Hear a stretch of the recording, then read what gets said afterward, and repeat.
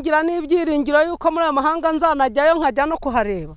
Kansawa Savera is a farmer of green beans in the Kinyinya swamp, which she shares with other 980 farmers. Their plantation takes up to 163 hectares of the swamp. She says they ship their green beans to the UK and France and earn at least 800,000 Rwandan francs in just 45 days. Farming has improved my well-being to a satisfying extent. Usually after 45 days, they are ready to be harvested, and then I export them to France and other countries.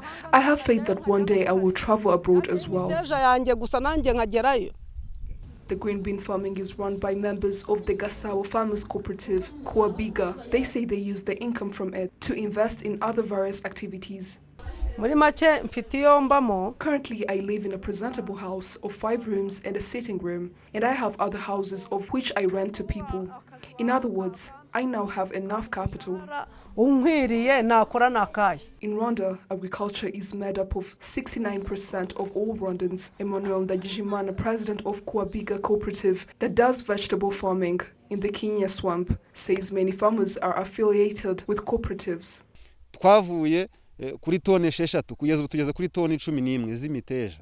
Our green bean harvest has rose from 6 tons to 11 tons per hectare. Currently, we're planning to plant more on 40 hectares so as to be able to export about 300 tons, which is worth 130 million Rwandan francs, which will help us to expand and offer employment to more people, which not only contributes to the growth of the agriculture sector, but also of the country at large.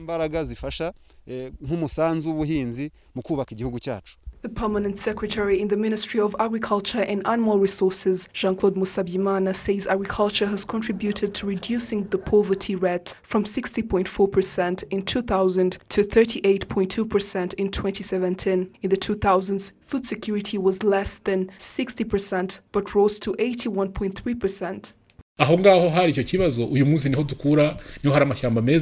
The areas that had those issues at the time are now habitats of good forests and grow good quality wheat, coffee and maize. In areas like Bugesera district, residents there would migrate from there during the sunny season, but now Bugesera district and other districts have become food baskets for the country.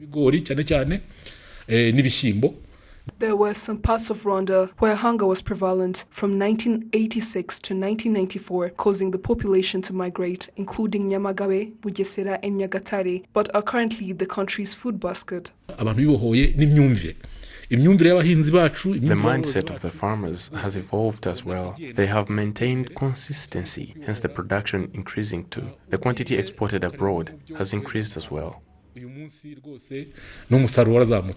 Agriculture and livestock production has gone from 227 billion Rwandan francs in 1999 to 2,559 billion Rwandan francs today. Agriculture production has increased by between 5 and 7% after 2000, that it now accounts for 30% of the country's gross domestic product. Tea production rose from 11,000 tons in 1994 to 32,634 tons, and the country earns $17.5 million from it, which is equivalent to 64 billion Rwandan francs, because it's exported to 13 countries, whereas the income from coffee exportation has rose from $38 million to $60.4 million, which is equivalent to 60 billion Rwandan francs.